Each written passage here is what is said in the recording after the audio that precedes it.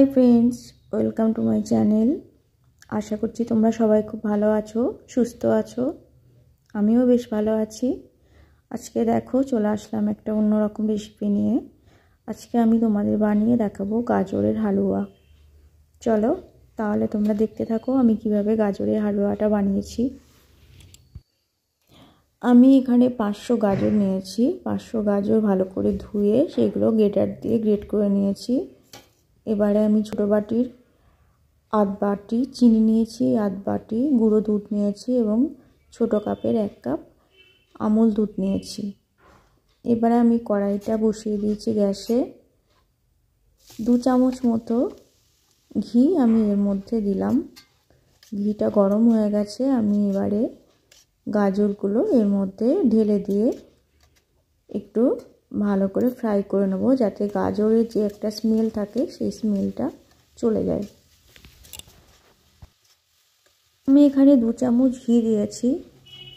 পুরো ঘিটা আমি একবারে দিচ্ছি না, কিছুক্ষণ এটা ফ্রাই করার পরে আমি এর মধ্যে আর 1 চামচ ঘি অ্যাড করলাম। এবারে একটু গাজরটাকে ভালো করে নাড়াচাড়া করে নিচ্ছি। দেখো আমি এবার এখানে চিনিটা আগে দিলাম। চিনিটা আগে দিলে কি হবে, গাজরের কালারটা খুব সুন্দর আসবে। চিনিটা দিয়ে আমি ভালো করে নাড়াচাড়া করে নিলাম। গাজর থেকে কিছুটা জল বেরিয়ে আসলো। ইতিমধ্যে আমি দুধটা দিয়ে দিলাম। দেখো একটা সুন্দর কালার বেরিয়ে গেছে।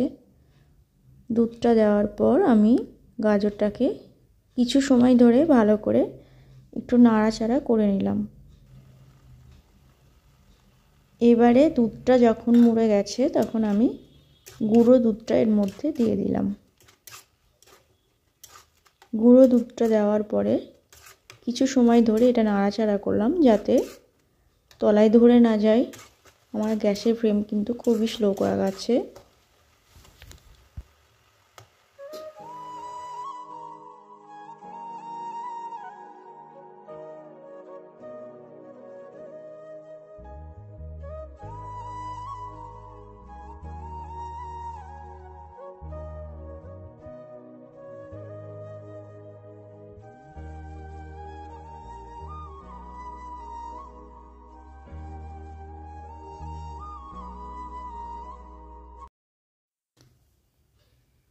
দেখো আমার গাজরের হালুয়া প্রায় হয়ে গেছে।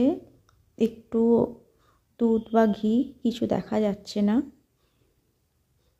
বন্ধুরা, যদি তোমাদের ভালো লাগে তাহলে প্লিজ একটা করে লাইক করো, কমেন্ট করো, আমাকে এগিয়ে যেতে সাহায্য করো। বেশ কিছুটা সময় ধরে এটাকে নাড়তে হচ্ছে। একটা আঠালো ভাব চলে এসছে। ফাইনালি আমার গাজরের হালুয়া কমপ্লিট হয়ে গেছে। তোমরা দেখে বলবে আমার গাজরের হালুয়াটা কেমন হয়েছে।